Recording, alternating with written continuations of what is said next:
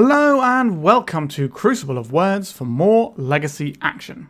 Today for our midweek meta deck there is only one deck I could play, and let me show you why that is. These are the stats from challenges this week, and as you can see, Blue-Black Tempo managed to win 4 challenges, so playing any other deck this week would just be wild. Ocelot Pride Midrange did win a deck, but Blue-Black Tempo had the best week it's ever had really, so 37.5% of the top 8 decks this week were Blue-Black Tempo. That is astounding. But if you're wondering if that means the deck is overpowered, we can actually have a look at the data from the last 10 weeks. This is the last day of the season, if you will, before Lorwyn comes out and shakes everything up. So we're going to sort of start our data collection again from scratch. But this is the info for all the decks that make up at least 0.5% of the meta over the last 10 weeks since the Entomb ban. As you can see, when you look at these stats, Blue-Black Tempo is just doing fine. Now, it is winning more events and other stuff, but again, it is being played more than other decks anyway. But the overrep rate is pretty fair on it. And judging by these numbers, probably the best deck at the moment is looking like it's actually the Ocelot Pride midrange deck in terms of its overrep rate. But there's a lot of decks that are viable. And if you want more information about this sort of data, I do a breakdown on my Patreon. But anyway, we are playing Blue-Black Tempo today. And this particular list is Ocean Soul 92's deck that they took to win a Legacy challenge. We all know Blue-Black Tempo. We've got Tamiyo. We've got ourselves some Nethergoyf to beat down. We've got the Bowmasters, the Murktide, and the Kaito, with a little bit of borrower action as well in there. Our interaction is in the form of Thoughtseize. We have Force of Wills and Dazes. There is no Force of Negation in the main on this build, which is something you see quite often. Instead, we've got a Snuff Out and a Feed the Cycle. This is one that you might not know. 2 mana. Destroy target creature or planeswalker as an additional cost to cast a spell, forage, or pay black. To forage, you exile 3 cards from your graveyard or sacrifice a food. This is what people are trying to run as like a fix-it-all removal spell, and I'm curious to see how it plays out today. We've also got some Fatal Pushes here to deal with creatures, and of course we're playing, Brainstorms and Ponders. You know Blue-Black Tempo, you know what it's all about. Some lists aren't actually running the Nethergoyf, but I think it's nice to have the additional beta. We've obviously got ourselves Svealand and 4 Wastelands. I don't really think there's anything else to say about this. I think Feed the Cycle is the most interesting part of this. In terms of the sideboard, we've got some counter magic of different strikes for different decks. We've got ourselves some removal, so Snuff Outs and Deluges. Another Feed the Cycle. We've got some Graveyard Hate between Surgical Extraction and Graftaker's Cage. We've got ourselves some Barrowgoyf that we can pivot into and just have like an even stronger threat and just really smash up some red decks. And then we've got like just one Null Rod for like some Storm decks and Karn Ring style lists. But yeah, that's what we're playing today. Ocean Soul 92 managed to win a challenge with this. This is not the first time we played an Ocean Soul 92 deck on the channel either. They're a pretty strong player who wins a lot of events. So let's see how we get on with their Blue-Black Tempo build. Please remember to like and subscribe, and let's get stuck in. The new year is here, and what better time to clear out your unwanted cards than now? My lovely sponsors 3for1 Trading are buying all Magic cards and collections of any size. They will quickly appraise your collection and give you a fast, non-binding ballpark figure so you know what you're working with right away. They buy collections from anywhere in the world. You can ship them cards, arrange a courier, and they even make in-person visits for large collections to offer full peace of mind. Click the link in the description or visit 3for1.gg/sell-COW to start unloading your unwanted cards today. Our opening hand is missing a colour. I think we're just going to send this one back and make sure we can play a little bit more safely in what we have. This is okay. The Force of Will probably goes back and we hope that we can leverage the black cards here. I don't really want to go too much lower than this. Let's see what our opponent does and see if we can get away with the Surveil Land on turn 1 or if we have to Thoughtseize. Basic Plains. What decks are playing Basic Plains Go? I think we are just going to Underground Sea and Thoughtseize. Okay, 2 Stoneforge Mystics, a pre-war Formalware, Canoptic Scarab Swarm. Okay, so we are very much in the 80 card Death and Taxes. It could have been the Beanstalk control, but now we know. I think we take the pre-war Formalware, and then we can just try and remove their creatures as we go. I wonder if they go for the Overlord this turn, if they find a land for it. They might just be stuck on this Wasteland Plains and just going to drop down a Stoneforge Mystic. They could Wasteland us instead. Or they're going for the Wasteland. That means they probably don't get to develop anything this turn. Okay. I will Surveil. I will keep a land. I don't like a Daze here. Our opponent doesn't have a lot of mana, so I'm going to keep this. Now if they top deck another Wasteland in their 80 card deck, then yikes for us, I suppose. Oh! Okay, they're playing out the Stoneforge Mystic here. I could Daze this. No, I can't Daze this. Daze on top of my library, what we're talking about. Okay, we just have to let this go. What are they going to find? A Meteor Sword. Yep, that'll do some work. We can obviously snuff this out whenever we want. So we have the Daze here. I think it's really important to find other land, so I'm going to Brainstorm first. We did find the other land. I guess we're not playing a Bowmasters right now. I'm probably not doing Brainstorm stuff either, actually. We can go Bowmaster on top and then Brainstorm. We can play this land out. We can snuff this out. What do I think is the most scary of these threats? Probably the Overlord. We take out the Overlord. So for those who are unfamiliar, Canoptic Scarab Swarm is a flying 4-mana 1/1. When it enters exile target player's graveyard for each artifact or land card, you get a 1/1 guy. I think I'm pretty happy to... I'm just trying to work out if I want to bounce the Surveil land or not. I don't think I do. We just Daze this while the getting's good. This obviously gives them value just by resolving, so it's better to deal with it this way. So we know there's a Orcish Bowmaster on top of our library. We can, if they play a white mana and play this White Orchid Phantom to blow up one of our lands, we get to shuffle off this Brainstorm, if that's the thing we're interested in. Here is the White Orchid Phantom. Okay, we'll see where they put the trigger first. Although if we're Brainstorm, maybe we want to... No, I guess we should see where they put the trigger first. Because we could hit like a counter spell, but we're not really going to force this, are we? Okay, so I'm going to cast a Brainstorm. Draw Force, if that's the thing we wanted. What are we going to shuffle away here? Probably Orcish Bowmaster's Force of Will. So we'll get our free shuffle. So yes to this. And I think it's probably... I think it has to be a swamp here, given our hand.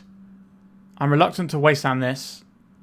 I'm reluctant to Fatal Push this now because I'd like to Wasteland proof our play a little bit here. Because if we Fatal Push here, they take our only blue source. We could just Brainstorm here, but I'd like to see another card deeper. So that's what I'm going to do. Tamiyo's a good one. I think I would like to get a Brainstorm down. Okay, these things are all pretty reasonable. Obviously, I'm keeping the coloured mana source. We can deploy a Tamiyo right now. We can also Fatal Push this if we want to. So what card do we not really like here? I guess this Orcish Bowmaster isn't doing the most for us. And then it's a choice between the Ponder or the Wasteland. We could just take our opponent off. They're stumbling on mana. We could just hit that now instead. But then we don't get to play our Tamiyo. Okay, I'm going to do it like this. And I'm going to Wasteland this turn instead of playing the Tamiyo. Because if our opponent gets a bit like Larry with this Wasteland thinking they can cut us off of a colour, they might try and do that. And then they'll put themselves even further behind and we actually have the mana to play on. We can afford to take 2 from this if we want to. Okay, they found a land. They have a mystery card in hand. Am I willing to save 2 life to hit this? We have a Ponder coming with a Brainstorm. The Tamiyo can check this for a turn anyway. I think we're okay to just save this Fatal Push and use our life total as a resource. If something like an Orcish Bowmasters comes down, then we can be in trouble. We know they're playing black because we've seen the Overlord. You don't see a lot of mono-white death taxes these days. Certainly not in the 80 card variety. So there's a scrub land. Are you just going to put Yor into hand, or is this something else? They're putting Yor into hand, sure. Let's get Tamiyo in. Do I want to Ponder now? If we Ponder next time, we can flip this, which might be really useful. I think I'm okay saving this for a turn. There is an Orcish Bowmaster on top of our library, which could be useful depending on what our opponent plays out. If they have something like Spirit of the Labyrinth, for example, we can just take that out. We don't need to rush to win this one. Are they going to attack? They're not even going to bother attacking. Do I want this Orcish Bowmaster on top of our library? I don't think we do. Although if they have an Orcish Bowmaster of their own, it's not too shabby. Okay, we're going to draw the Bowmasters. If the card we're scared about is Orcish Bowmasters, I think it makes sense to do that. Let's go and get our basic land. Let's go for a Ponder here. If they have a Bowmasters, it's a good time to fire it in. I did not have it. I like the Kaito. I don't really want to draw a double Kaito, because that's a lot of blanks. I think we have to any order this one. We could have done this in a way where we could only take 1 card if we'd have pondered first and then shuffled. Maybe I'm trying to play around Opposition Agent and stuff a little bit more than I need to. I don't know. Alright, let's go any order and shuffle. Another Tamiyo. We know some of our opponent's hand. We know they got a Yorion. We know they've got a Meteor Sword and a Canoptic Scarab Swarm. Alright, so just getting the damages in on here. We should have tried to flip this before it took damage, because now it's exposed to a Bowmaster. I think they would have already used a Bowmaster if they had it. Yep, so now we get to flip our Tamiyo and play this whole song and dance. A failure from our opponent here is very strong, but this will distract our opponent for a couple of turns at least. Yep, it is the failure. So they can blink out our Tamiyo, or they can blink out their White Orchid Phantom and take out our Underground Sea. They're going to be pretty confident that we don't have any more basics to find. I like our opponent's spot quite a lot here. Surveil land. So next turn they can Scarab Swarm for a bunch of guys. It's like, what, 4 guys this makes? So it's a lot of little annoying things. Now these are very bad against Tamiyo because they're 1/1s. Okay, they're blinking out the White Orchid Phantom, as expected. They get back their Phantom. They take out our Underground Sea. Shuffle. Yeah, we definitely don't have any in there. Can plus this. I can deploy a Tamiyo. And now I can Fatal Push this Felia. We don't want to do it now because if they have another Felia, they just replay it at the end step. And they still get to attack with the Felia trigger. Whereas by waiting till now, that works better. If we do it right now, we can play around a Caracas being played for turn. And then maybe we just ride this Tamiyo. We'll see what we're up to. Because there is a Meteor Sword that might be able to come down. But this is going to go up to the big level soon. If this is just a Scarab Swarm shot, this means that we can't play the Murktide Regent anyway. They get a bunch of guys that can't attack effectively into our Tamiyo. They've got 1, 2 cards we know about, because they also have the Yorion over there. Yorion can blink the White Orchid Phantom and stuff, but that's not really going to matter when we're trying to draw everything here. Okay, so I can plus this. I guess we want to Thoughtseize first, just in case. Alright, let's see what you're working with. We'll see what other mystery card. It's a Solitude. 1, 2, 3, 4, 5. So they can just play... They can just hardcast a Solitude and take out my blocker and put a tiny bit of damage on the Tamiyo. I don't want that to happen. So I guess we take out the Solitude now, so they can't do that. And then we can plus the Tamiyo. It's ready to pop next turn. Just sit here with shields up and then draw half of our library. And we should be able to navigate our way through the rest of this game from that point on. We get to take out one of these little flying guys, like insects. Not even construct insects. If they've got another Surveil land, they're probably going to grab it. They're an 80 card deck, so they probably do have a second Surveil land. There it is. We'd like to see them bin this one off. They did indeed bin it off. We even have the Orcish Bowmasters to protect against them having an Orcish Bowmasters drawn this turn. We're going to draw like, what, 18 cards when we activate this Tamiyo. That's pretty good. I'm not just going to flash in a Bowmasters willy-nilly here. We're going to save this for our turn when we pop the Tamiyo in case they've drawn exactly Bowmasters this turn. Okay, they've played a land, so now we have perfect information. Alright, let's just draw.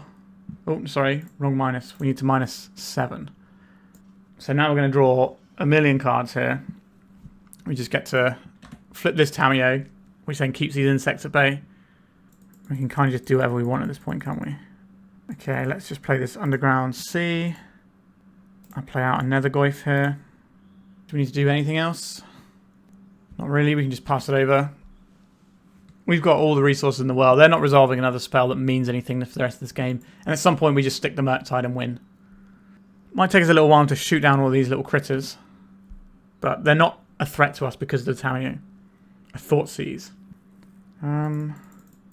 What do you even take from this hand? We've got multiple Bowmasters. How many Fatal Pushes have we got? 1 Fatal Push and a feed this... Not feed this one, feed this cycle. Yeah, go ahead. I've got like 3 Force of Wills here. I don't think that matters. Take the Murktide, I guess. We've got all 3 Murktides. They can take the Kaito. There's only 1 of those, right? That will put another type into our graveyard. I did get rid of the Kaito. We'll play a Bowmasters. Ping down one of your little chump blockers. I think I'm going to get rid of the Canoptex Scarab Swarm for the purposes of Blink, but if they have an Overlord of the Baelmerk, it could be worth doing it a different way, because that can obviously get back this. And we could maybe take a token out that definitely goes away forever. We'll plus this. We've got Sorcery. We don't have an instant in there yet, do we? Is there a Brainstorm in our hand that we can leverage as an instant? No, but we can Fatal Push something. In with the Nethergoyf. If they set up a multi-block, we can obviously blow them out a little bit with our Fatal Push. I assume it's just a chump block. Yep. I will Fatal Push this White Orchid Phantom. I'll cast a Murktide Regent. It's not the largest Murktide Regent, but it doesn't need to be that large. Oh, I've accidentally killed my Nethergoyf by doing that. Whoops. Okay, that was a mistake. Like, we just have all the resources here. We've won this game, so we're playing a little bit loose, I think, because how is our opponent ever going to do anything meaningful? Caracas doesn't matter. All right, we win the game there. I'd also rather trade a Nethergoyf for a Murktide Regent anyway. So, what is this matchup going to be for us? We're going to be Snuffing Out. We're going to be Toxic Deluging. I like to feed the cycle. I think there's some merit to these Barrowgoyfs as well, and I like Consign to Memory. Barrowgoyf just allows us to beat up on some of their creatures. This isn't a matchup where you particularly want to have a lot of Force of Wills. The Dazes don't look as good on the draw, so they could probably come out as well. Thoughtseizes I do still like. Our opponent tends to have quite a lot of cards in hand. A lot of their stuff replaces itself and all that sort of jazz. Bowmasters, we didn't see many good targets for it, but that doesn't mean there aren't any. I still like the Wasteland a bit here. All of the generically good blue stuff feels strong. We could just go right off of the Force of Wills because we've already seen the Aether Vial as well. Maybe just remove a Thoughtseize. We don't want to get flooded on them. It's nice to have, but we don't want to be playing a bunch of them into a deck that's trying to attack our life total. Yeah, I'll keep this one. Toxic Delta is an absolute banger here. I mean, Marsh Flats. I could just play out this Wasteland and force them to get a basic here. This also means they don't get Surveil value. Or I could just hold up this fetch land ready to Fatal Push, which I think probably ends up, on average, a better play. Because then if we draw something like a Nethergoyf, we can get a little bit of tempo going. But they're going to get a Surveil land here that we could have punished, but they might not get it if we play the Wasteland. So possibly being able to strip away some of their mana sources later on because they're not playing around Wasteland, and then we have a Wasteland, ends up being better. We'll find out. That is a Plains. That is an Aether Vial. We're kind of off the counter magic, so that's a little bit wasted. Because this is already a non-basic, we're just going to lean into that and get the Surveil land at the end step here. If we don't get a dual land, we're going to end up in a situation where our opponent can always Wasteland us off a colour. I don't really want to be in that situation. Do I want to Wasteland them off of black right now? I don't know if I do. I like the idea of jamming a Barrowgoyf next turn. The size of the Barrowgoyf doesn't matter that much when their removal is just going to be white removal anyway. I would like our opponent to play something like an Orcish Bowmasters at sorcery speed. Now, they're not going to do that, but I would like if they did. A Wasteland of their own. And we'll float black. We have Revolt for this Fatal Push, but I doubt we're going to need it this turn cycle. An Overlord of the Bailmerk. That is the sort of thing that I would like to Force of Will, but can't. They're going to get back the Fellier or the Bowmasters, I think, here. Probably the Fellier, because then it blinks the Overlord and gets back the Bowmasters. Okay, they want the Bowmasters more. That's interesting. We can't really afford to sacrifice his Wasteland this turn. Let's just deploy the Wasteland and pass. We've got some removal that we can use. They've fed my Goyf quite nicely with their Overlord. We're a little bit behind on clock, so we might have to step up the pace of play a little bit. Prismatic Vista. We don't want to be the first person to jam an Orcish Bowmasters. So we're just in this holding pattern where our opponent gets value out of that because they want to play a longer game than we do. We have 8 cards in hand. I go to clean up and they might just flash in a Bowmasters here.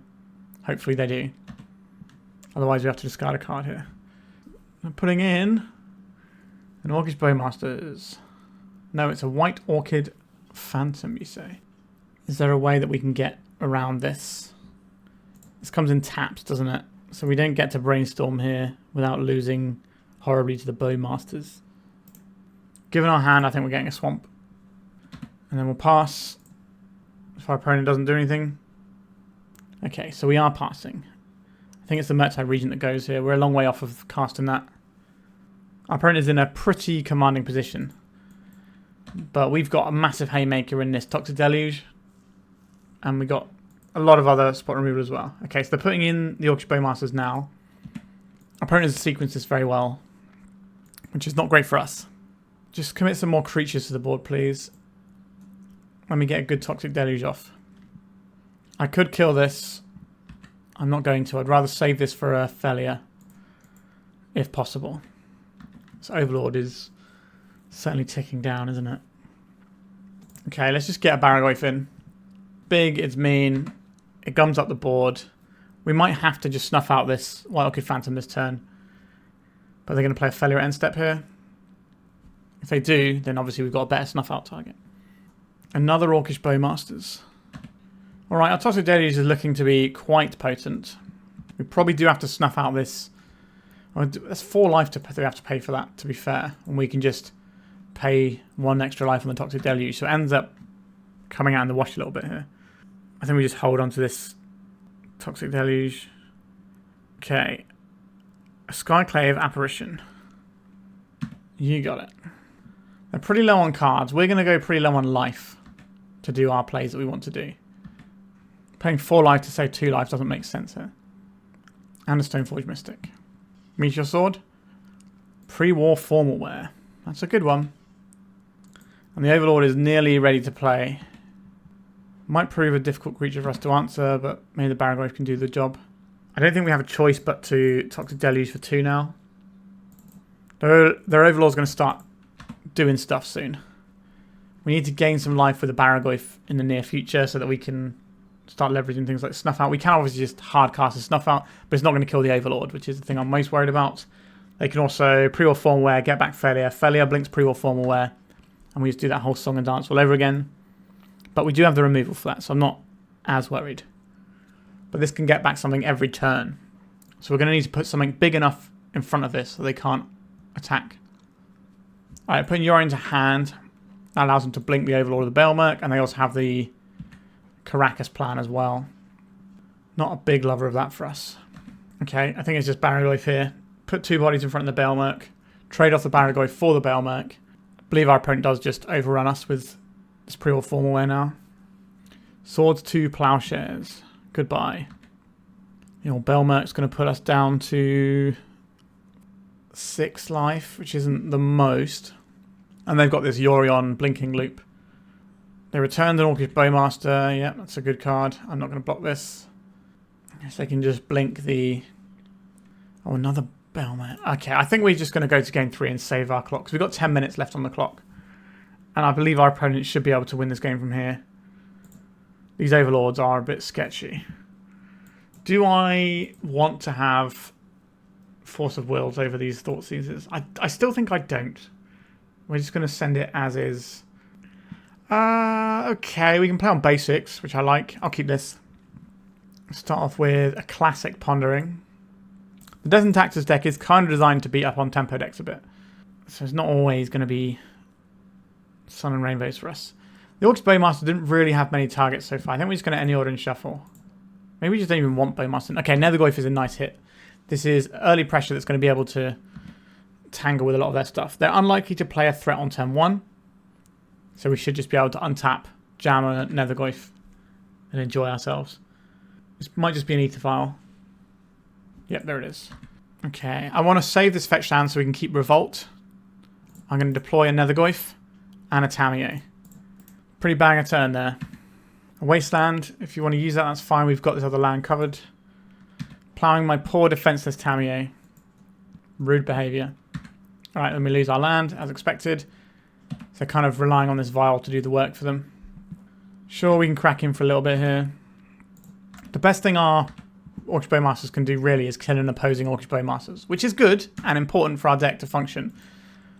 But it's not just going to interact with all of their threats in a meaningful way. Now if they attack, maybe we can flash it in and get some good stuff going. I'm just surveilling away a Wasteland. Honestly, I think I'm okay just playing an Orcish Bowmasters. If they kill our Bowmasters, then that pumps our Nethergoyf anyway. We need to get a clock on because I think our opponent has better late game than we do. Because they've got these like overall the Baelmerk, Failure and Yorion loops they can just keep doing. I don't even care if they flash something in that kills a Bowmaster. If it's really scary, we can do some stuff about it. Right, let's see what they go and fetch. It's a pre-war formal wear. So they're going to gobble up our Bowmasters. That's fine, that's going to grow our Nethergoyf. We might be playing into the Battle of Bywater a little bit here. Which is like a 3-mana destroy all creatures with power 3 or greater. But I think we just need to put the pedal down and just smash through our opponent before they get to do all their loopy stuff. No, we don't shuffle because we have got all our basics already. Path to Exile was pretty good there. A strictly better source to Plowshares on this board. At least that means we're not getting Battle of Bywater, I suppose. So trading 1 for 1 with a card instead of 2 for 1. Wasteland. They take us off with 3 mana so we can't play another Barrowgoyf. That's correct in my opinion. Kaito Bane of Nightmares is a cool card. We don't really get to leverage right now. If we kill this, they could just pre-war form wear it back. But is it important enough that... I think it is important enough for us to just blow this up. Also, if they've got another equipment they put in that can kill our guys, I would like that to not happen. If they've got a Flicker Wisp here, then I think we're probably done. Recruit of the Guard. That's very good too. Ophelia, that's a card they can cast. And here it comes. Oh, I accidentally misclicked through my attack step. That's great, isn't it? I think we are just very dead here. Because even if we hit our opponent for 4, now they get to pre-war form wear back the Stoneforge Mystic and then blink it again. And they can just blink the Recruit of the Guard and they've got this engine set up now. We do get to try and break this up. It's going to be tough. So they're going to get back this Stoneforge.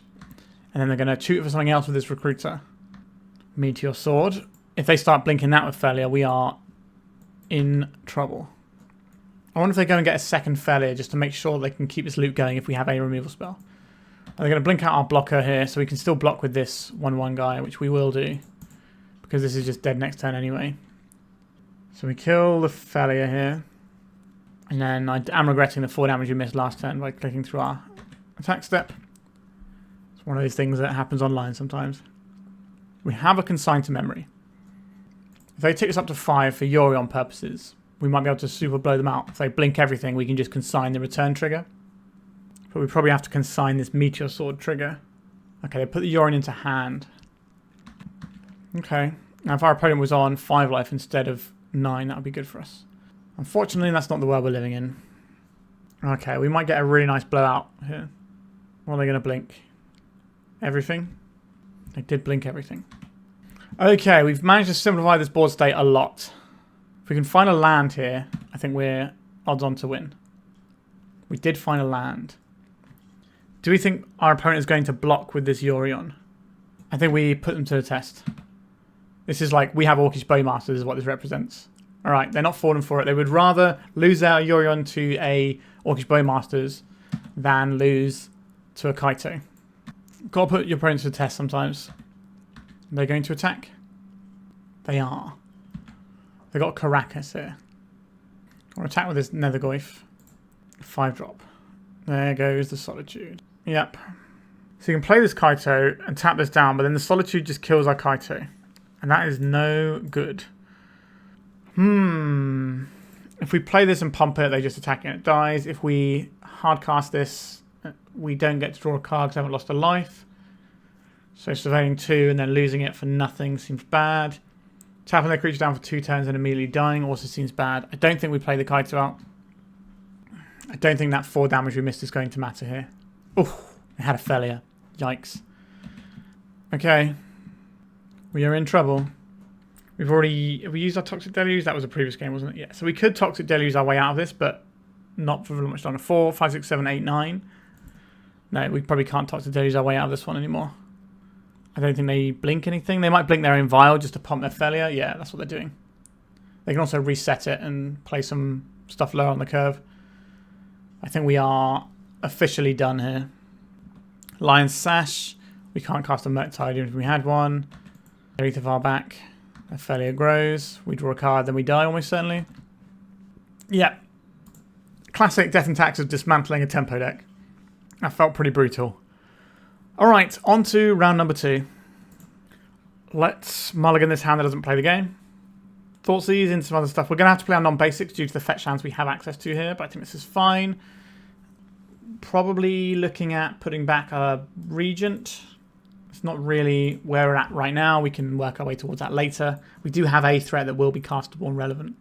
Let's go and get an Underground Sea and Thoughtseize our opponent. They've conceded from the game. Huh. I don't know what that means. What sort of deck would do that?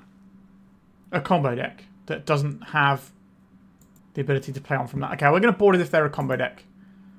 And see what happens. Maybe Oopsal Spells. Unlikely to be Oopsal Spells though. Okay, let's... This could be like a wild miss. But we'll take it. Cover these pushes. I think Daze is still fine here. Going a bit overboard, perhaps. I can't think of any deck that would scoop that isn't just a combo deck in that situation. Like, we could just be way off base. But I can't imagine why you would scoop. I think we need to find some permission. We can't keep that one. We need some actual lands. Okay, this is a keeper. Got land, a couple of threats, some interaction. We get rid of this Wasteland, I think. And maybe we just have to get rid of a threat so that we can have both threats on the go. Both forms of counter magic on the go. The Nethergoyf will do enough work eventually. Let's see if I've made a good or a bad bet. Okay, Polluted Delta. So we're not Util spells. Basic Island. A Ponder. Is this... I'm hoping they are a combo deck, because otherwise we've just ruined our deck. But it was very weird for them to just give us a free one, and maybe we're just giving them a free one right back. Lotus Petal. Okay, so we're probably in the combo spectrum somewhere. Could be a Storm deck, like Ad Nauseam Tendrils. We're going to get our threat in first, so we can pressure our opponent's life total. Killing your opponent at turn area is a lot like stopping them from drawing an extra card. And then we play this, and then next turn we can ponder, and then we'll have access to a slightly bigger creature on attacks. Our opponent has paused for quite some time on this Nethergoyf of ours. Alright, our opponent left the game and didn't come back, so we'll never find out what they were playing. A great mystery of life there. Let's go to round number 3 and see if we can get an actual game. Our hand is not very exciting, to be honest with you. But we do have Brainstorm to try and fix it up, which is something I'm happy to work with here. We'll keep it. Generally speaking, the format's at a pace where you can afford to keep hands that look like this. We don't have to be doing something on turn 1. We can wait till turn 2, and that's okay. A Ponder. We could just try and Wasteland and rip this game out from underneath our opponent. They don't have the right mana base. Are they fetching a Tundra because they can't afford to fetch basics because they just don't have enough lands? Or are they fetching the Tundra because they have loads of lands? I guess we're about to find out. Given our hand, I'm more than happy to opt into the Chi, especially since Tundra decks tend not to be decks that are doing something really busted in the early turns of the game. The most busted thing they tend to do is Felia plus Quantum Riddler, which is what the Beanstalk decks and the blue-white Felia style decks are doing. Sort of the overlap between them. I will try to dodge a Wasteland on the opposing side and just lead off with Scalding Tarn. The plan is to use this for our Brainstorm. If we have to use it for something this turn, then so be it. Xander's Lounge. We're on Beanstalk. Good to know. So now we will fire off our Brainstorm by getting rid of this Murktide. I don't particularly want this Feed the Cycle right now. I'm not even into this second Fatal Push either, to be honest. We'll just bin those both off. Go and get ourselves an Underground Sea and cast a Ponder. Nice little setup turn. We're feeding the Murktide Regent slowly but surely. Kaito is a pretty good banger here, and I like having the lands. So we can use the Orcish Bowmasters as a way of setting up the Kaito, and then their deck's going to be better than most answering it, but it will require specifically Land Unbinding. A Brainstorm.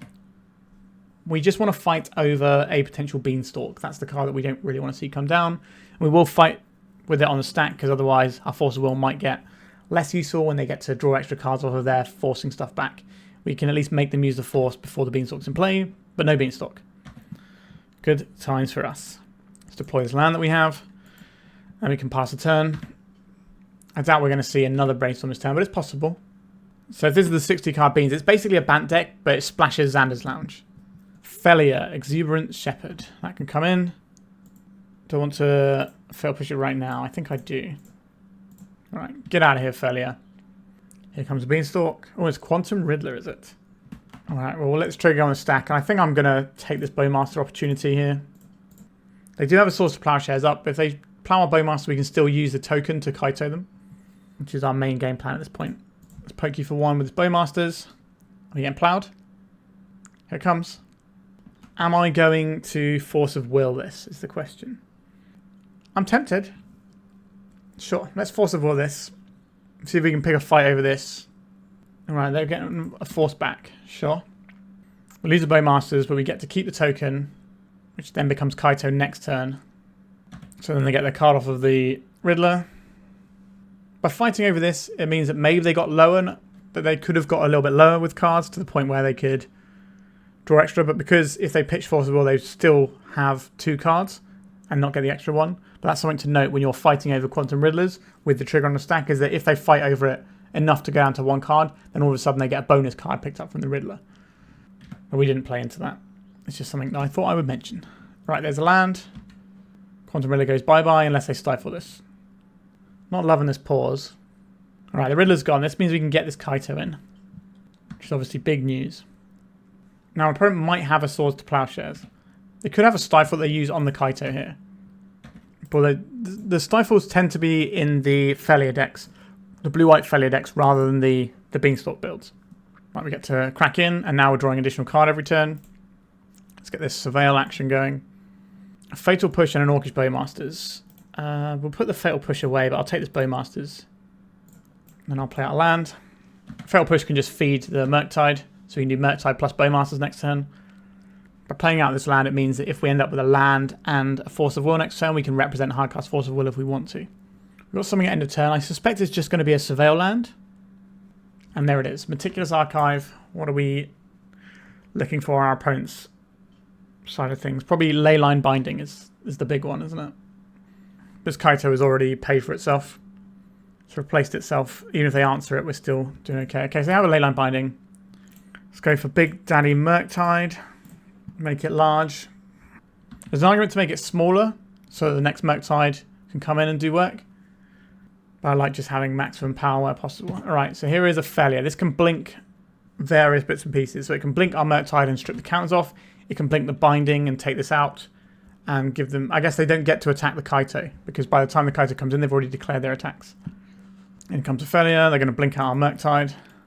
I'm going to drop in a little friend for them. Let's ping this Felia and then block with the token. This means they have to reuse a removal spell on this token if they want to keep their Felia alive. And we still end up with 4 power. That's a 3-turn clock. We can bounce the Leyline Binding to get a draw off of Kaito at some point if we want. Right, just playing the Riddler. We can bounce that. This is going to cash them in a lot of cards though. Let's ping them twice. We can tempo bounce this Riddler out of play, which I think is probably what we're doing at the moment, and we can crack in for 6 then. We get our Murktide back. Snuff Out. Okay, that's even better. Let's snuff this Quantum Riddler out and bash for 6. We could bash for 7, but I'm going to play around a potential Supreme Verdict. So we could have played this Murktide Regent 4, 5, 6, 7, and it will grow this Murktide Regent by 1, so we get 1 more point of damage in. Alright, they've just scooped it up. Okay, let's have a look. I like to be the aggressor in this matchup, which means we probably want to have more threats in than we had before. At the expense of some of the removal spells, we do need to be aware of Felia and stuff. I don't think I'm bringing in Hydroblast here. Snuff Out is fine as well if we want that sort of effect. What doesn't look good here? Fatal Pushes are a nice cheap answer for Felia. We want those. We want the threats. The Dazes get a lot worse on the draw. So we take these out. We do still want Force of Wills to answer Beanstalk. Maybe we can trim one of them, but I don't really want to go below 3. So let's take one of those out, and that leaves us looking for one more card that we're trying to cut here. Do we need to board in this many removal spells if we've already got Feed the Cycle and 2 thingies? I don't think that's... And we've also got a Snuff Out. We've got a lot of removal spells here for what our opponent's bringing. So maybe we'll bin off the Snuff Out, and then we have the Feed the Cycle, which can hit Planeswalkers or creatures. I don't know if they're going to have any Planeswalkers, but they could have like a Narset or something. I think the Feed the Cycle is kind of more interesting. Although Snuff Out does cost 0 mana if we're trying to be super duper efficient. It allows us to develop our own game plan while killing their creature. There's also Uro to consider. Maybe I play 1 Surgical Extraction for Uro. And try that. We've still got 5 removal spells now, that's plenty. We can dig for this Surgical Extraction and try and answer the Uro that way. Thoughtseize is a great card. Kaito is a great card. When are we firing off this Thoughtseize? Probably turn 1, so we can get in underneath the Beanstalk coming down, because that's how our opponent goes over the top of us. Ugh, don't particularly enjoy that for us. So here is the question. Are we getting rid of a potential Beanstalk in their hand, or a Tamiyo we definitely know about? I think it's the Tamiyo that we definitely know about. If they just untap and slam beans, then they're so far ahead that we're probably going to lose this game. Carpet Flowers, fine. We're going to go after your payoffs. They could still play Beanstalk this turn is the problem. Another Tamiyo. Thanks, I hate it. I think we are Thoughtseizing and then casting Tamiyo here. Tamiyo turning into Kaito soon can be pretty good. We might see a Brainstorm here to protect their hand. Do I counterspell that? I think we probably do. What are we going to lose? Probably our Brainstorm here. I like the plan of Tamiyo into Kaito a lot. Right, so if they're trying to protect something, they don't get to. Leyline Binding plus Failure. Which of these cards is most annoying for us right now? Not an easy question to answer, that one. It might just be the Binding. Just take them off of removal. And then we can get our own Tamiyo in. Okay, so it's Failure versus the World right now. Because these Tamiyos are kind of bouncing off each other. But I guess the Tamiyos will find them more cards. We're giving them more mana, so they just get to leverage a clue in the second main phase. I will block, not that it makes a difference. And then we can hopefully get this Kaito in. We might need to plus the Kaito to begin with. We'll see. So we need to be able to stun the Failure after it comes down. It's not going to come down yet anyway. Right, they're ploughing this, which this means they can't Failure this. Okay, they've got land, they can't Failure this turn. They're going to play it now around counter magic. This also means that our Kaito is completely off. Yeah, that was a really good removal spell for our opponent to find there. Yep, just playing the Failure around counter magic-y type stuff. This does open them up to sorcery speed removal, but they shouldn't really expect us to have too much of it.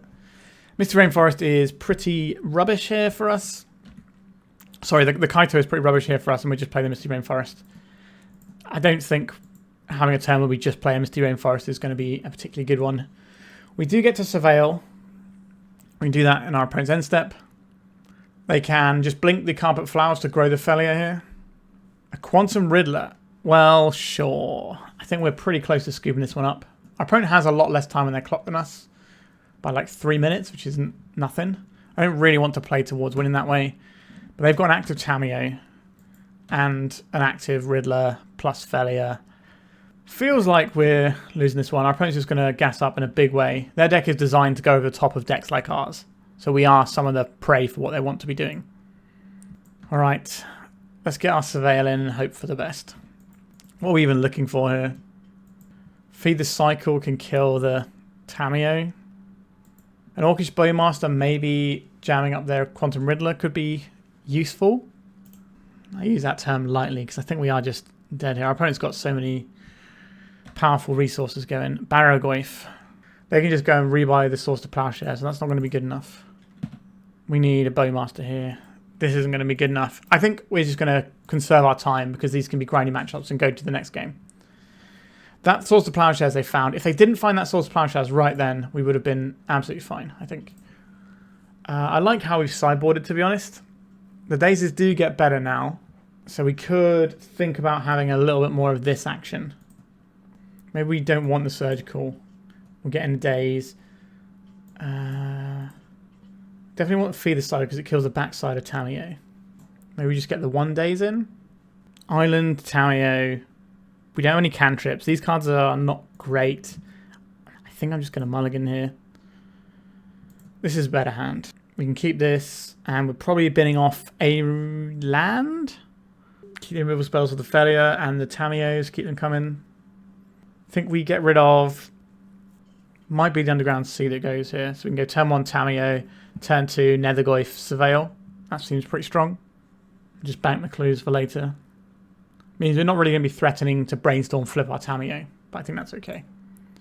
We still have the Snuff Out if we need to get rid of the Failure early on. I think we want the Tamiyo first because this just starts accruing clues straight away. This might mean our opponent's first turn is just Source to Plowshares, or it might mean that they have to cantrip trying to find a Source to Plowshares for turn 2, which then throws off their turn 2 plays of Failure and Beanstalk. Whereas a Nethergoyf, they can just let it hit them and it's not really accruing additional advantage. Carpet of Flowers. Okay. They're going to make white mana in the second main phase. Make blue mana. This carpet is going to do some real work against us. Glad we only boarded in 1 Daze.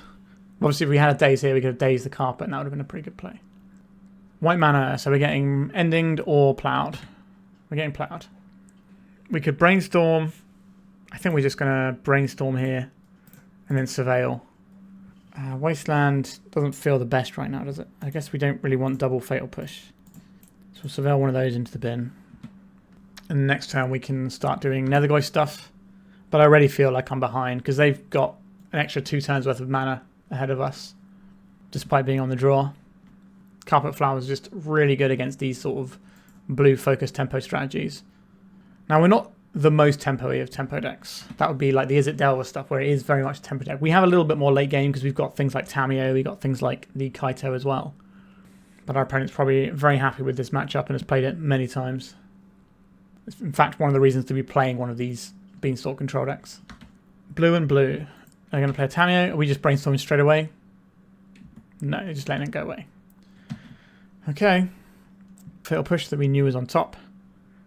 I will deploy a Nethergoyf.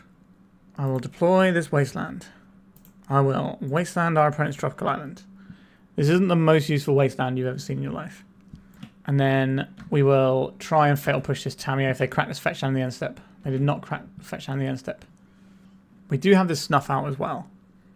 If our opponent Force of Wills to protect the Tamiyo. Let's try and get rid of this Tamiyo. If they have the Brainstorm, they can flip it. But they did not have the Brainstorm. That's good news for us. Meticulous Archive, sure. Now we can ponder and maybe try and develop another bit of pressure to go on. I would like our creature to be bigger. The ponder will help that and give us 3 power. What are they doing with this Carpet Flowers, the second main phase? They only did one thing last turn, and that was a Tamiyo off of 2 mana. Quantum Riddler, you say?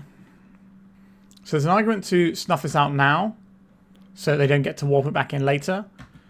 But that is not necessarily how I want to do it. Oh, the Daze might actually stop the Riddler coming down. That's pretty cool. Let's get this ponder down. Barrowgoyf, Force of Will, another Wasteland. I think these cards are acceptable. Let's put this Force of Will in hand so we can definitely deal with the Sphinx next time, the Riddler. And just getting a little bit of damage with our friend. Green, green, up the beanstalk. We cannot allow this to resolve. We do not win in this game if our opponent has an active beanstalk, unless we've already beat them down a lot. We successfully Force of Will that. That's something. Back to us. We get to bash for 3. They can make the Quantum Riddler this turn. We can snuff it out. I want to keep this Wasteland so we can deploy the Barrowgoyf. Failure Exuberant Shepherd, you say? Well, we have a choice here, don't we? I think we have to... Oh, jeez. Beanstalk is savage here. Okay, this means we have to kill the Failure. That is a pain, isn't it? So they can play the Quantum Riddler next turn. This comes and blinks them this up the beanstalk, which I really don't want to happen. If I snuff this out, all they do is bounce it and replay it again. But is that extra time we're buying enough? I guess it's got to be, hasn't it? Why do they have to play that Caracas? Yep. You get your Failure back. But it doesn't get to attack this turn. So we could have Wastelanded and then got rid of it. But I think we really need to get our Barrowgoyf down. Yuck. I hate that exchange. Everything about it. They won't have a counter spell for this Barrowgoyf. If they have a removal spell, it'll be a Plow. So there's no point playing this pre-combat because it's not going to be going to the graveyard this turn. Alright.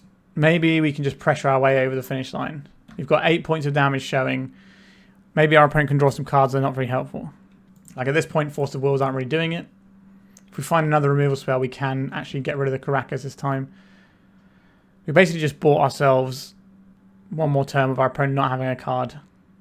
We slow them down by 1 turn here. Ugh, Leyline Binding that cantrips for 1 mana, you say? Yikes. Well, that's gonna absolutely smash us up, isn't it? Brainstorm is good. And a Source to Plowshares. What are the chances we win this game? Our opponent's drawing 2 cards a turn. They've got more cards in hand to start with. They've got more pressure on board. They've got more mana. And they have this threat that we can't really answer very easily. Actually, not really true. We can answer it, but... Alright, let's have a little Thoughtseize action. I think we're just going to be scooping this one up, though. Our opponent is too far ahead. Quantum Riddler and Terminus. I guess we get rid of the Quantum Riddler. That's something. We're still drawing an extra card every turn. Is there anything that gets us out of this? Alright, they're just casting this Quantum Riddler from exile. Yeah, that's fine. You got this one, opponent. Your deck is way better at these sorts of grindy games than ours is. We're supposed to be going a little bit bigger than some of the other tempo decks, like Is It Delver and things. And we cannot keep up with this. We need to go underneath this. And we didn't. Alright, on to round number 4. Round number 4. We can start the game with a Ponder or a Thoughtseize. That seems fine. Our opponent, I can't remember what they play. I think they play combo decks. This is a really big decision. We could just try and secure our next land drop. Or we could Thoughtseize and make sure we're not getting killed on turn 1. I can't remember if they play Oops or Spells. Something in my brain is telling me my opponent is an Oops or Spells player, so I'm going to fire this Thoughtseize at them. Okay, they are a combo player. Double Trinisphere, Simian Spirit Guide. Okay, I guess we take the Simian Spirit Guide. Our opponent is playing Mono Red Sneak and Breach, which is a cool and fun deck. So apologies for saying you're a Oops or Spells player earlier. That was uncalled for. Let's go for a Ponder here. I like the second land. I guess we just do something that looks like this. Am I Wasteland in this City of Traitors? I think so. If our game plan is to stop our opponent from resolving these 3 drops. I wish I'd have put the Orcish Bowmasters on top, actually. A Disruptor Flute. Sure. They're going to name Force of Will, I suspect. They could name Wasteland, but we've already played one of those. They did name Force of Will, as predicted. I'm going to Brainstorm because we could hit a Thoughtseize here. Did not hit a Thoughtseize. I guess we can bury both the Bow Boys. And then pass. So our opponent is likely to be able to deploy a Trinisphere this turn. Okay, they don't want to give up their City of Traitors. Fair enough. A Disruptor Flute. What are they going to name here? Murktide Regent? Well, I'll just Daze this. I think that's fine. This gives us more food for our Murktide Regent, which ends the game quicker. 1, 2, 3, 4, 5. Let's play a Massive Friend. Land here. Go to attacks. We can flash in a Bowmasters. I didn't really want to put the Kaito in there. I would rather have the Kaito to tap down one of these big threats. Alright, they've scooped it up. We've seen enough to know what our opponent's doing. The Worldspine Worm is like a big indicator that they're on the Sneak and Breach. I would like this Hydroblast. All of these counter spells look good, especially since they've got a lot of colourless stuff going on. I don't know how much they're going to have in the way of pivot plans, probably none at all. So let's see how bad our removal looks. This is going to be a blue matchup rather than a black matchup, although the Thoughtseize looks good. So that's removal out, this stuff in. We still have Kaito and Brazen Borrower, which can nail some of their stuff. Is that okay? Probably. Let's try it out. We have a Force of Will. That's obviously one of the tools we very much want in this matchup. The Wastelands are pretty solid too. A Lotus Petal. Our Force of Will is being pointed at probably the first thing they play here. Magus of the Moon. How do we feel about that? Weirdly okay. How many ways of killing this do we have? We've got... No, I think we're just going to start this off. And then we can Wasteland our opponent here. Okay, that's pretty good too. Let's just try and curb our opponent's mana production, and then we'll win with something at some point. Basic Mountain, you got it, boss. I will play this basic island, and we don't need to Brainstorm now. We can see additional cards if we wait another turn. Another mountain. A snow-covered mountain. Would I rather have an Orcish Bowmasters doing stuff or a Brainstorm going on here? I think I want the Brainstorm. We can find a Thoughtseize and see what's going on, or another one-drop threat. So we'll put this Bowmasters on top, and then this Nethergoyf. And then we can deploy a Nethergoyf. He is in Curd 8 mode at the moment. It doesn't seem likely to change anytime soon. Alright, very happy that we dealt with that Magus of the Moon earlier. Let's get this guy in. I don't know if I want to show them the Wasteland. I think I'm going to hold this back as a little surprise. Although it allows us to hardcast a Daze. But do we care about hardcasting a Daze? Probably not. Yeah, I think we just hold the Wasteland because maybe they play out a land that we can grab. A sneak attack. I will try to Daze this. They could have a Spirit Guide. They did not have a Spirit Guide. That's a good exchange for us. This is worth 2 damage on its own. If I play this and ping itself, it's worth more damage. So I'm actually going to play this Bowmaster and ping itself. This just gives us a slightly quicker clock because it puts creature in the graveyard whilst also giving us 1 power. We've got 1 Force of Will to hold the fort. Or 1 Force of Negation, I should say. And now we are very much hands off the wheel. We can attack here. Play this Bowmasters. Ping our opponent for 1.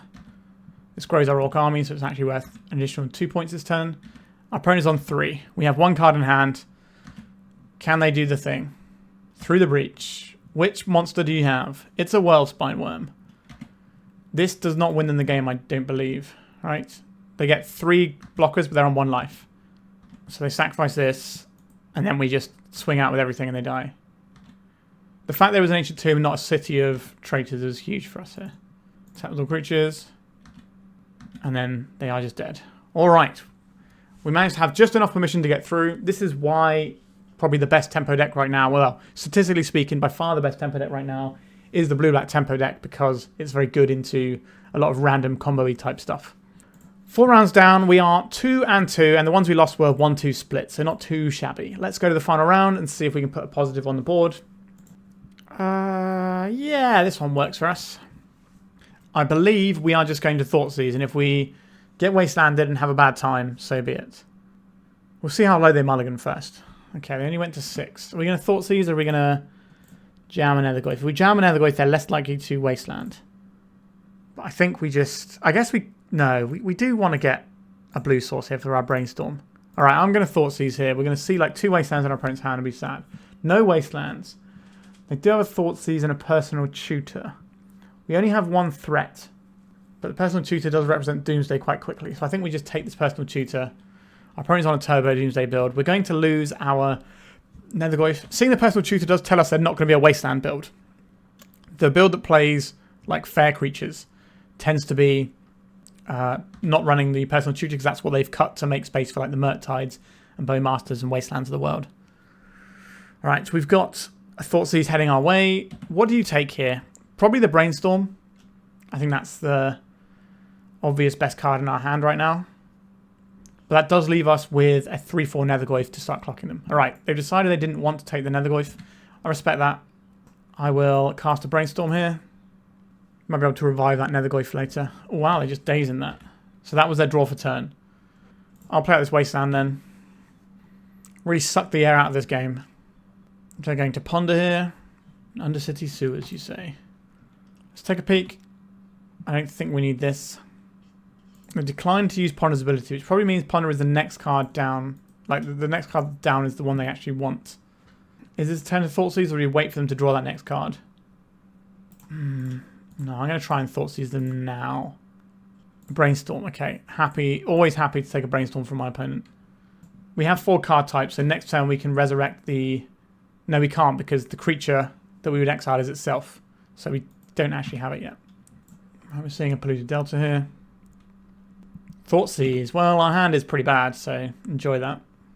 I don't know what these cards in their hand are because they have Brainstorm, so these 2 could have been the ones they put back. Quite likely given the fact that we're showing Wasteland. We can't bring back the Nethergoyf because there are not 4 types for us to exile because the 4 types we have includes the Nethergoyf. I'm going to hold this Underground Sea so we can maybe put it back in with a Brainstorm later. Misty Rainforest. Tamiyo. Interesting. I don't think... They have like 1 mystery card in hand and we don't know what it is.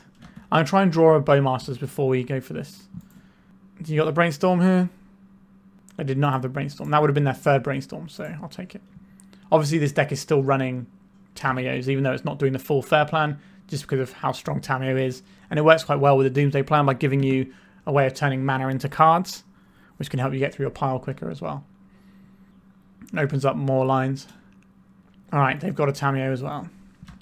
But we technically get to start cracking in first, so that's something. Wasteland is not the one here, is it? We don't have a mana to crack this and get a Kaito even if we wanted to. Let's crack a clue. Force of Will, not quite the one I wanted. I will deploy this so we can represent high cast Force of Will moving forwards. So the next turn we can get that going. And then we can just crack clues in our opponent's end step. Unless we find like a threat that we really want to deploy. There's also the option of just assembling 2 clues and then cracking them in the same turn to flip the Tamiyo. Alright, they found another land. And a Ponder. So this will flip their Tamiyo. That's obviously annoying for us, but we could find a Kaito this next turn, so we can attack into the Tamiyo and then hit the Tamiyo for 3 because the Kaito doesn't get minus because it never attacks, it just comes into play attacking. So we can get 3 counters off the Tamiyo, but then we don't get to draw an additional card, so maybe it's better to hit them and draw an additional card that way. But probably clocking the Tamiyo over a couple of turns makes the most sense. We can just get an emblem so that the Kaito can always kill Tamiyo the following turn. They're not going to be a deck that answers Tamiyo once it's in play. Sorry, Kaito once it's in play. They can answer the front side of things, but the back side might be difficult. In terms of our Tamiyo. Let's go to our turn. It wasn't the Kaito I wanted, but we could find it here. Let's see if we can. Brainstorm, Ponder, Borrower. I think this is just going to be a shuffle. Okay, it's not the one I really wanted either. Doesn't matter who we attack, the Tamiyo is going to minus stuff. I think I'm okay to play this out and use this to crack our clue here. So we'll get a Tamiyo going as well now.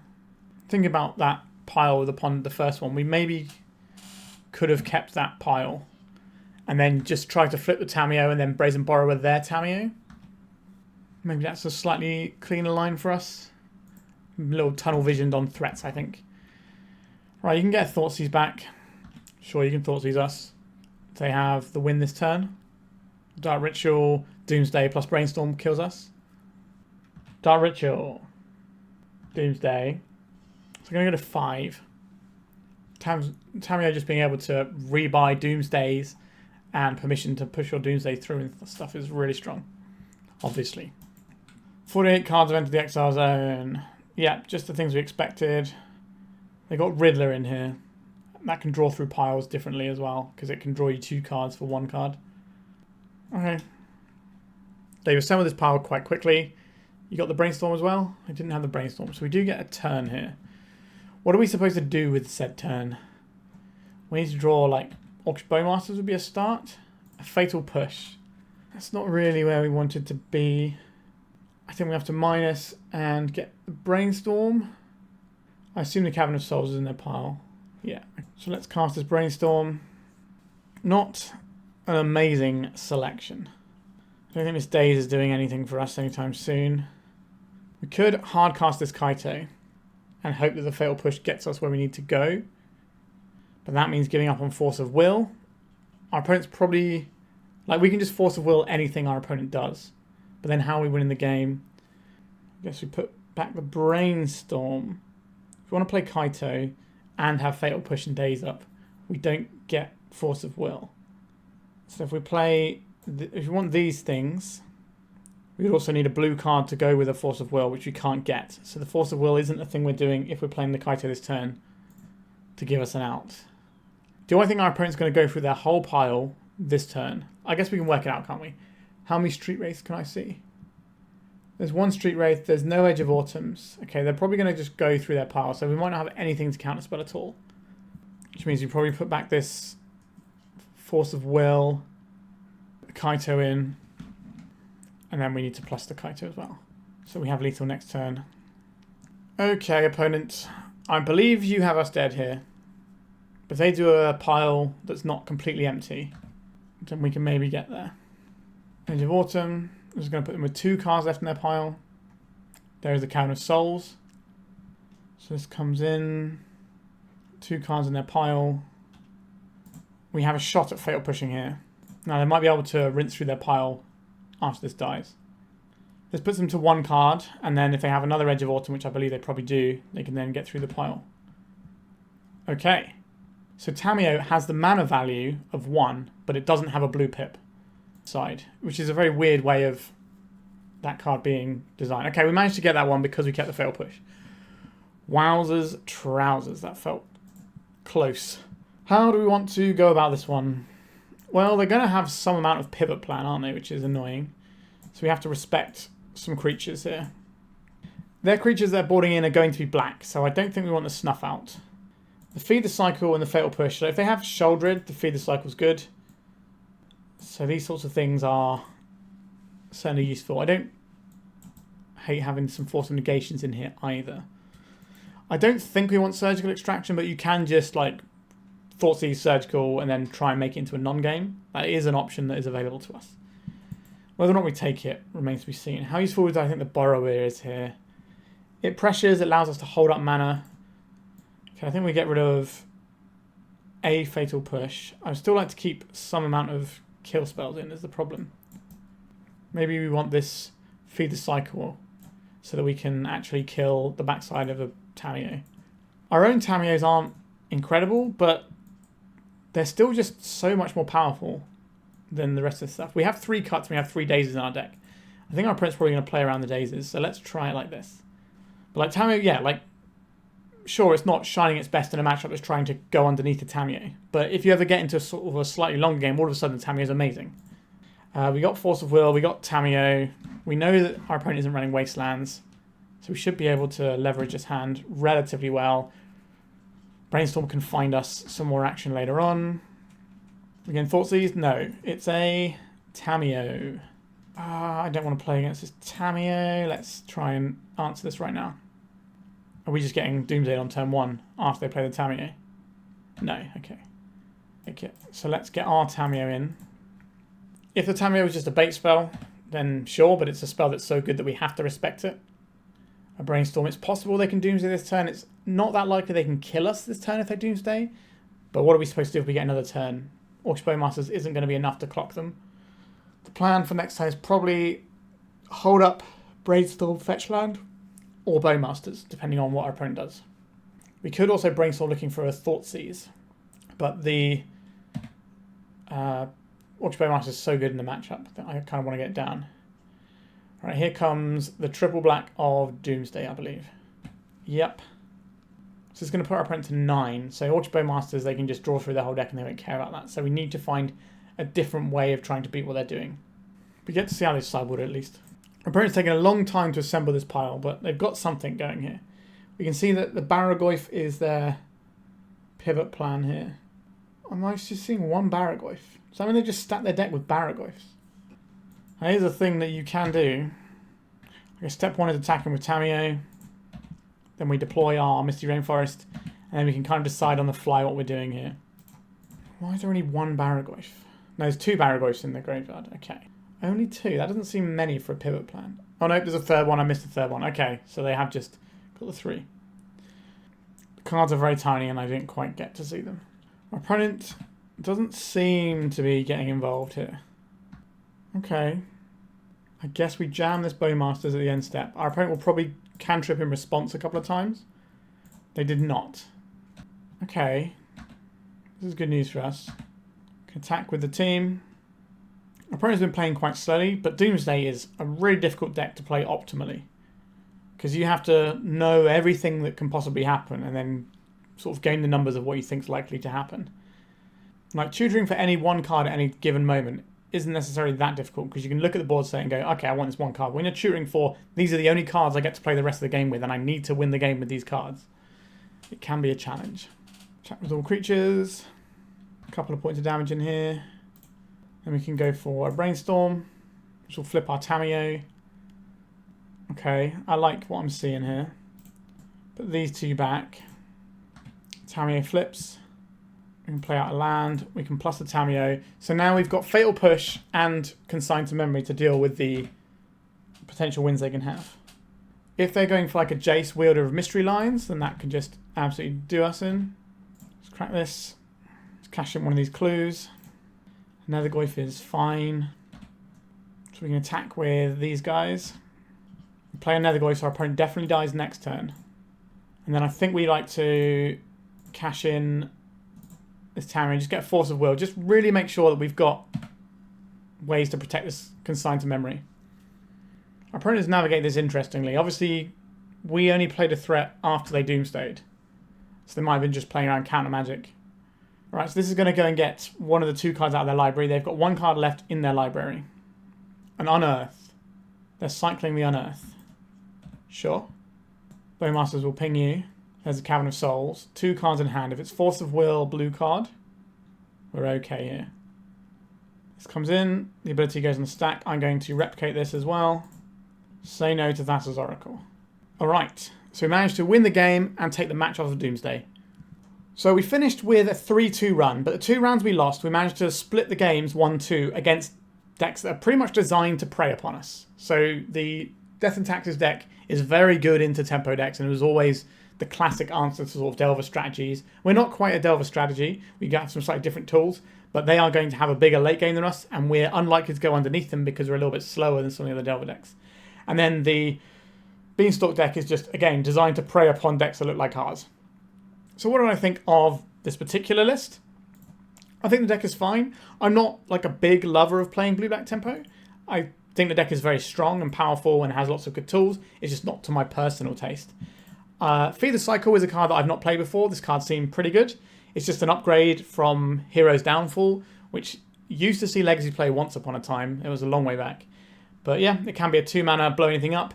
When you're looking for your I need a 2-mana kill an opponent's creature type spell, there isn't really a great like obvious option. Like you got things like Fell, which is sorcery speed, which isn't always great.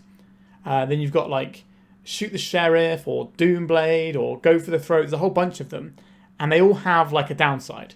And it's kind of wild to me that white isn't really the removal colour in my eyes. It's like the sweeper colour for like rats and things.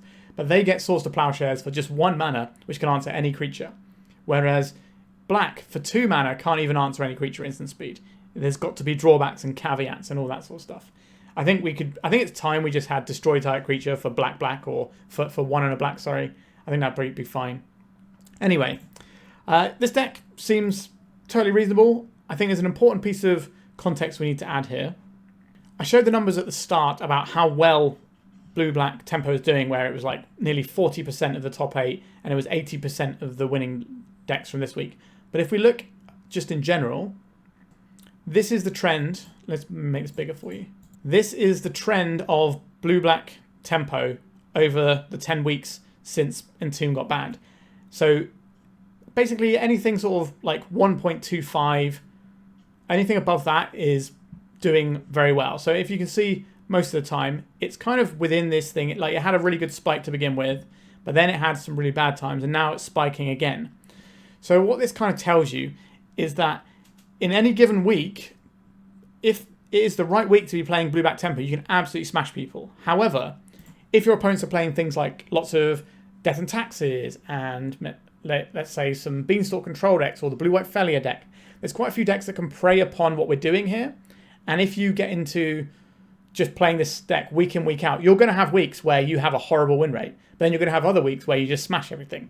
And that's the sign of a healthy metagame is when decks are constantly churning and churning. Now, if you play this deck solidly all the time, you're going to get more reps on it and you're going to get better with it. So you're going to be able to leverage those bad times a bit better than other people would, and maybe be able to bring up the floor of your deck, which is, what you want from being a specialist with a deck.